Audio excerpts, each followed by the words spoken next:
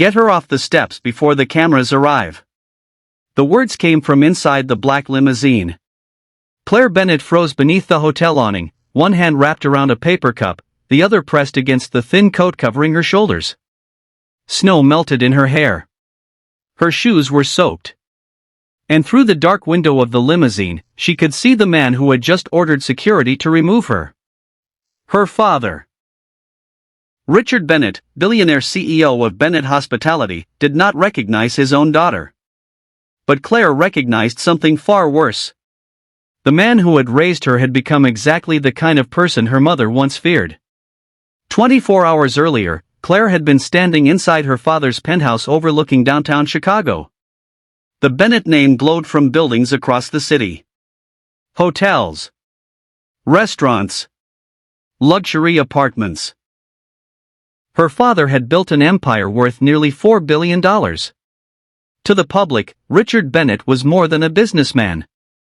He was known as a generous philanthropist who spoke about dignity, opportunity, and helping families rebuild their lives. Every December, his company hosted the Bennett Winter Hope Gala. Wealthy donors gathered inside the Bennett Grand Hotel while cameras filmed Richard handing oversized checks to shelters and food banks. That year, Claire was supposed to stand beside him.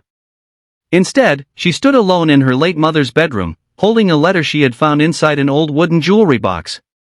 Her mother, Margaret, had died from cancer 3 years earlier. She had been warm, quiet, and almost painfully kind. Whenever Claire saw someone struggling, Margaret would say, "Never measure a person by the worst day of their life." But the letter revealed something Claire had never known. Before Margaret met Richard, she had been homeless. At 19, she had slept in a bus station during one of Chicago's coldest winters. She had hidden her clothes in a plastic grocery bag and washed her face in public restrooms before job interviews. The letter was written shortly before her death. "My dearest Claire," it began. "Your father loves you, but success can make people forget what desperation looks like. One day, you may inherit influence, money, and power.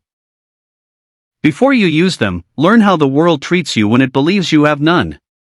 Claire read that sentence 4 times. Then she found something else. A copy of a complaint sent to the Bennett Foundation. The Hope Harbor Shelter, one of the charities featured in her father's advertisements, had not received its promised funding in 6 months. Families were being turned away. The shelter director had written repeatedly. No one from Bennett Hospitality had answered. Claire confronted her father that evening. "Hope Harbor says your foundation stopped paying them." Richard did not look up from his tablet. "That sounds like an administrative issue. They're closing beds during winter. I have people who handle these things. Have you spoken to those people?" Richard finally raised his eyes. "Claire, I'm preparing for the largest hotel acquisition in company history. I cannot personally investigate every delayed payment. But your face is on the campaign. My face raises the money. And where does the money go?" His expression hardened. "You've been home for 3 days, and suddenly you understand my company better than I do?"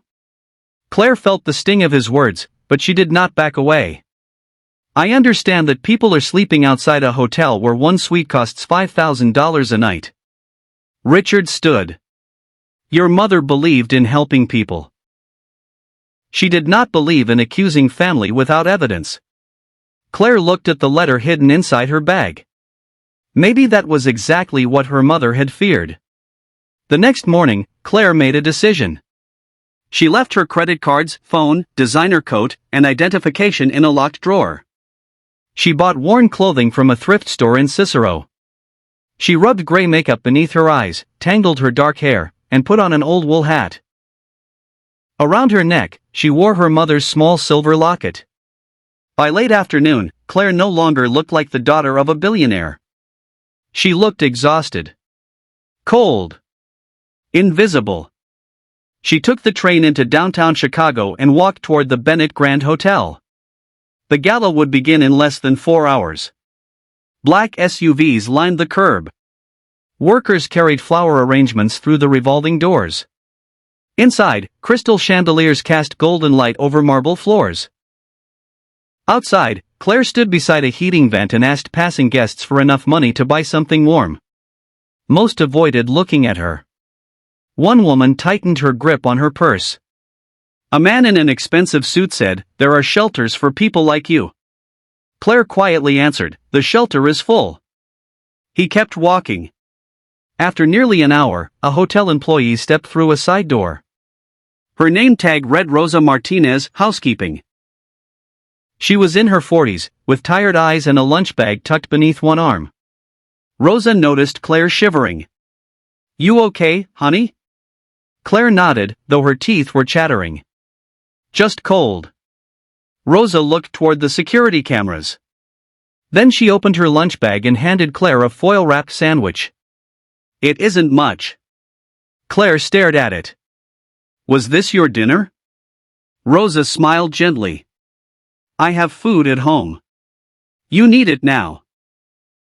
Before Claire could thank her, a voice came through the open door. "Rosa, what are you doing?" A tall man in a security uniform stepped outside. His name was Leon Carter. He was nearly 60, broad-shouldered, with a slight limp and an American flag pinned beside his name badge. Rosa quickly stepped back. "I was just..." Leon looked at Claire, then at the snow gathering on the pavement. "The loading dock has a heater," he said quietly. "She can sit there for 10 minutes. Rosa seemed surprised. "So you're not reporting me?" Leon glanced toward the hotel lobby. "I spent 12 years in the army. I've seen good people lose everything in less than 10 minutes. Give her the sandwich." Claire followed them to the loading area. Leon brought her a paper cup of coffee. For the first time that day, she felt warm. "What happened to your leg?" Claire asked. "Afghanistan. Does the company treat you well?" Leon gave a tired laugh. "The company is a building. Buildings don't treat anyone well or badly. People do." Before Claire could respond, the loading door opened again. A sharply dressed woman stepped outside. Evelyn Cross, Chief Operating Officer of Bennett Hospitality, was Richard's most trusted executive. She had spent months preparing the company for a major expansion. Investors loved her because she cut costs and never allowed emotion to interfere with a decision. Her eyes moved from Rosa to Leon and finally to Claire. "What is this?" Leon stepped forward. She was freezing. "This area is restricted. She'll be gone in a few minutes." Evelyn's voice remained calm. "We have donors, journalists, and city officials arriving. Do you understand what one photograph of a homeless woman behind this hotel could do tonight?" Claire looked directly at her. "Maybe it would show them why they're here." Evelyn's expression changed. "Excuse me? The gala is raising money for homeless families, isn't it? That does not give you permission to trespass." Rosa spoke softly. She wasn't hurting anyone. Evelyn turned toward her. "You are paid to clean rooms, Rosa. Not challenge management." Then she faced Leon. "Remove her." Leon did not move. "It's below 20 degrees. There is an outreach number posted near the train station. Hope Harbor is full." Evelyn's eyes narrowed. "How would you know?" "Because I called them for another woman yesterday." For a moment, no one spoke. Then Evelyn removed her phone from her purse. "Your shift is over, Leon." He stared at her. "Tonight? Permanently." Rosa gasped. Claire stepped forward. "You're firing him for giving someone coffee?" "I'm firing him for ignoring a direct security order.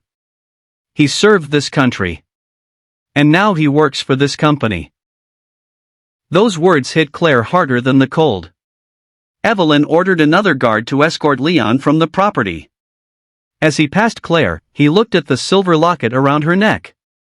He stopped. "Where did you get that?" Claire covered it with her hand. "It belonged to my mother."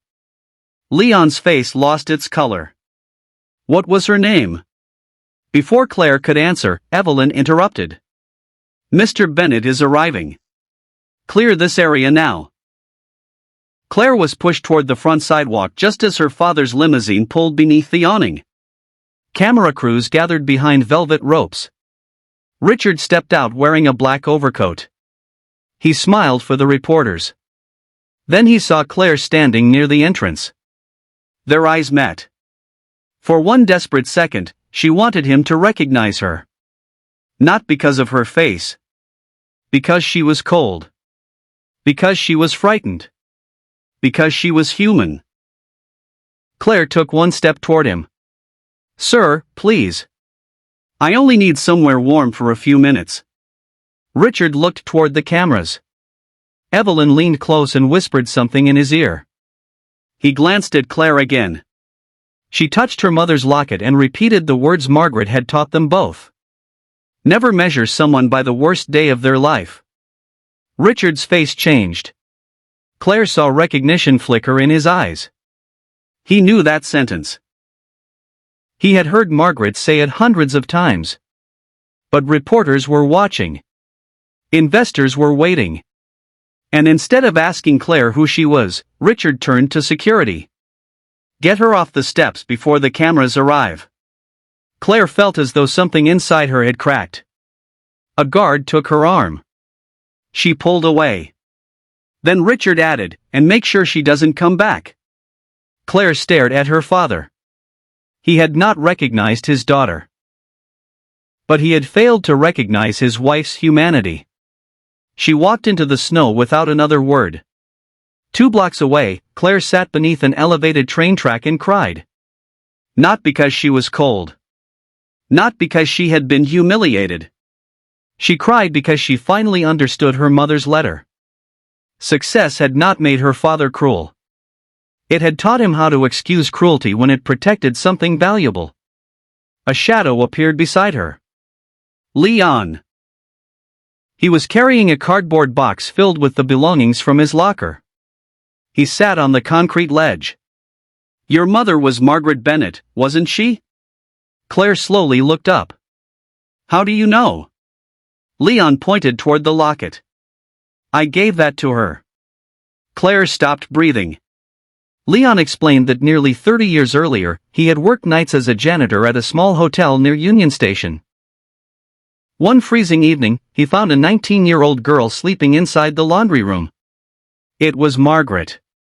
She had escaped an abusive home in Indiana and arrived in Chicago with $23.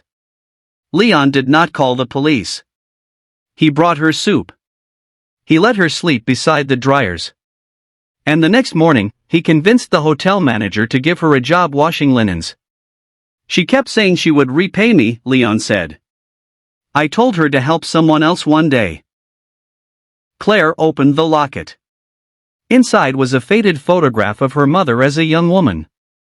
On the back, in tiny handwriting, were the words, "One warm room can change a life." My father always said he saved her, Claire whispered. Leon looked toward the glowing Bennett Tower. Your father met her 2 years later. He loved her. I believe that. But people prefer stories where powerful men rescue people. They don't tell many stories about janitors who open laundry room doors. Claire wiped her tears. Why did you never tell anyone? Your mother asked me not to. She was ashamed at first. Later, she said she wanted to build something that helped people without turning their pain into publicity.